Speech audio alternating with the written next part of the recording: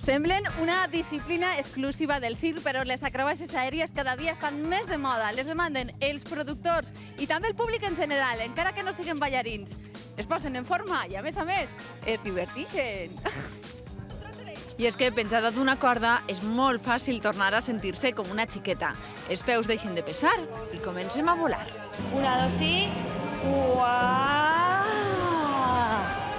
Penjats d'una corda i subjectats amb un arnès ja podem practicar la dansa vertical en l'aire o sobre una pared.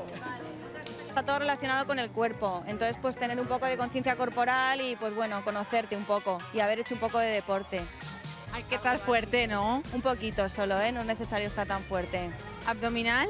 Sí, eso sí, pero eso la vas trabajando, Pues vamos cogiendo carrerillas, dando saltitos y cuando ya tienes velocidad, sueltas y te dejas llevar. Cada volta les companyies demanden ballarins més polivalents, en una formació més àmplia. I les companyies contemporànies ara n'hi ha molts estils que fan ús de l'acrobàcia. Fem primer acrobàcia a piso, a terra, i després fem aèreos, que estan ara molt de moda. Quina és la més difícil? Totes són difícils, totes són difícils. Les més divertides són els aeris, sí?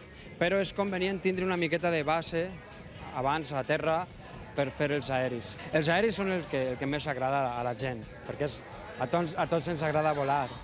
O ens agradaria, vamos. Ens agradaria volar. Aleshores és la sensació més pareguda, no?, a volar. Es que esto es una gozada. En principi, el curs es plantejava per a alumnes del Conservatori José Espadero. Però després s'obri per a tot el món i és curiós perquè ve moltíssima gent de fora. Gent en formació esportiva, que han fet gimnàsia de jóvenes o simplement gent curiosa i amb ganes de fer coses. Alexa, y cuéntame por qué has decidido apuntarte. Pues porque lo echaba mucho de menos. Antes bailaba y ahora ya no, entonces pues quería bailar de nuevo. Llevo 2 años haciendo tricking, que es una modalidad callejera de hacer volteretas y patadas de karate y esas cosas. A mi me dona la sensació que anaves a trencar-te. N'hi ha hagut un moment que dic, ahir se me trenca per la No, totalment segura, no estava patint per a res. Tu això ja ho has practicat abans, ¿no? No és la primera volta que fas acrobàcies. No, un poquito, llevo unos años trabajando ya en ello. Que ho feu molt bonico i feu que sembla fàcil, però alguna pega té. Jo vull veure les mans. Pues como podéis ver, llagas, quemaduras, rozaduras, moratones. Passa, no?